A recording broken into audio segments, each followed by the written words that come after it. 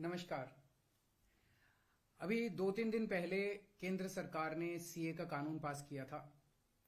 कल मैंने एक प्रेस कॉन्फ्रेंस करके ये समझाया कि सीए कैसे देश के लिए बेहद खतरनाक कानून है और इसे वापस लिया जाना चाहिए।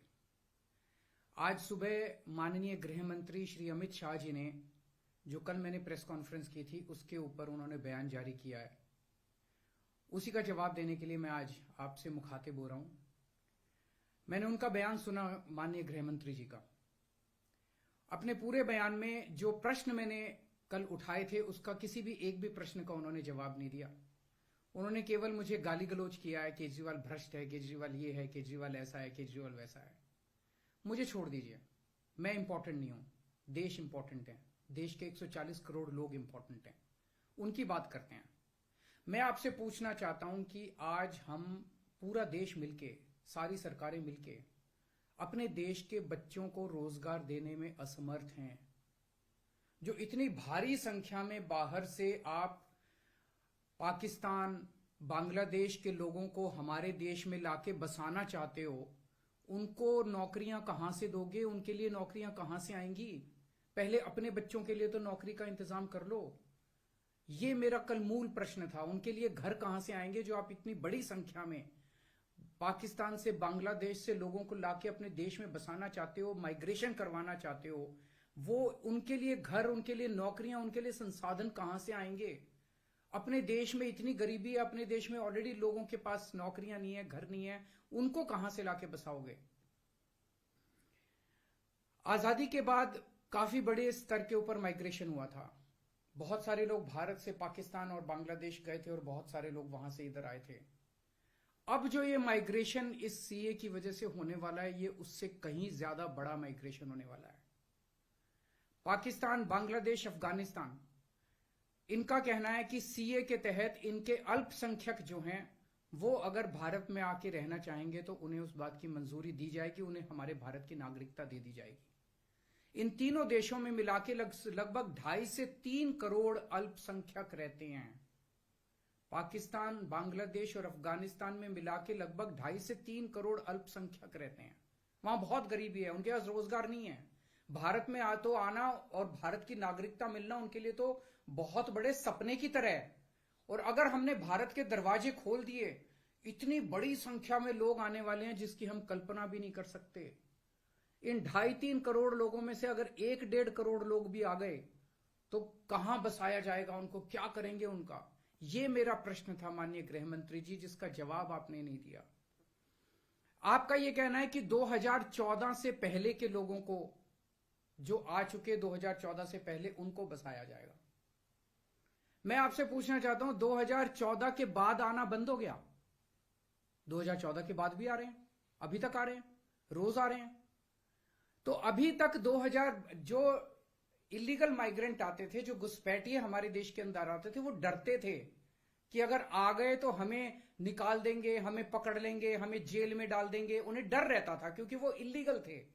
अब आप ये कानून लाके उनको लीगल बना रहे हो, अब उनका डर खत्म हो जाएगा।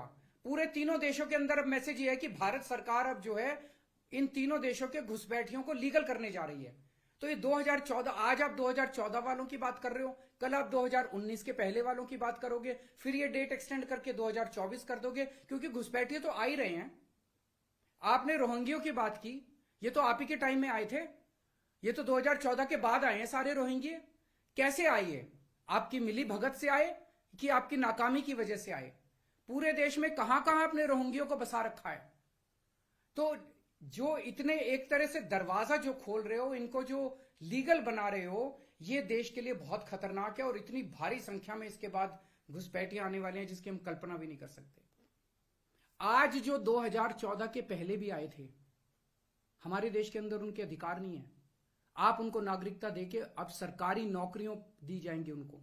पाकिस्तान से आए हुए घुसपैठियों को हमारे देश के अंदर अब सरकारी नौकरियां दोगे आप, उनको उनके राशन कार्ड बनाएंगे हम लोग। आज दिल्ली के अंदर 72 लाख लोगों के राशन कार्ड हैं, वो कम पड़ते हैं। हम बार बार केंद्र सरकार को लिखते हैं, भाई हमारे दिल्ली के अंदर गरीब ज्यादा है, राशन कार्ड बढ़ाने की इजाजत दो। उनके राशन कार्ड बढ़ाने की इजाजत नहीं देते और पाकिस्तान से लाके उनके राशन कार्ड बनाओगे आप, पाकिस्तान और बांग्लादेश के लोगों के। ये तो सही नहीं है। हमारे देश के लोगों के अधिकार मार के आप उनके लोगों को अधिकार दे रहे हो। सरकारी पैसा हमारा पैसा है। सरकारी पैसा 140 करोड़ लोगों का पैसा है, हमारे टैक्स का पैसा है। पाकिस्तानियों ने टैक्स नहीं दिया, बांग्लादेश के लोगों ने टैक्स नहीं दिया, इस देश के लोगों ने टैक्स दिया। इस देश के लोगों के टैक्स का पैसा आप पाकिस्तान और बांग्लादेश के लोगों को यहां लाके उनको बसाने में खर्च करना चाहते हो। यह मंजूर नहीं है इस देश के लोगों को। कृपया इसको, मैं पूरी विनम्रता के साथ बोल रहा हूं कि कृपया इसको समझने की कोशिश कीजिए।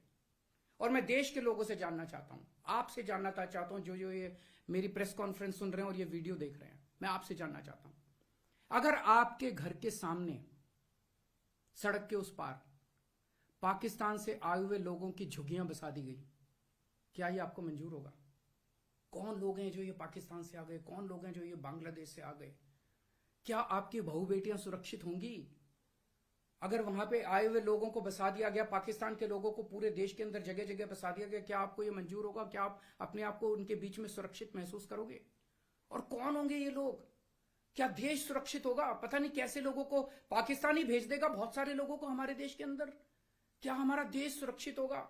चारों तरफ कानून व्यवस्था की समस्या नहीं पैदा हो जाएगी?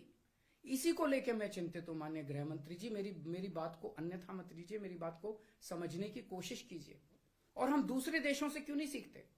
कनाडा का हाल देख लीजिए, क्या हो गया। विकसित देश होता था, उसने अपने दरवाजे खोले, पूरी दुनिया भर से लोग आ गए और अब वो माइग्रेशन बंद कर रहे हैं। इसका लंदन, इसका यूके का हाल देख लीजिए, क्या हो गया। पूरे दुनिया के अंदर आज सारे देश बाहर से आने वाले इमिग्रेंट्स को रोकते हैं और आप दरवाजे खोल रहे हो सबके लिए कि सारे दुनिया के गरीब यहां, पाकिस्तान बांग्लादेश के गरीब सारे आके यहां बस जाएं। हमारे गरीबों की चिंता फिर कौन करेगा? अगर आपको लाना ही है बाहर से लोगों को, हमारे देश में पिछले 10 साल में 11 लाख उद्योगपति और व्यापारी भारत छोड़ के चले गए। केंद्र सरकार की, भाजपा सरकार की नीतियों की वजह से, उनके अत्याचार की वजह से। अगर लाना है तो इनको वापस लेके आइए। ये हमारे ही देश के लोग हैं, ये भी भारत के लोग हैं। ये 11 लाख लोग देश को छोड़ के चले गए, ये वापस आएंगे। ये अमीर लोग हैं, इनके पास पैसा है।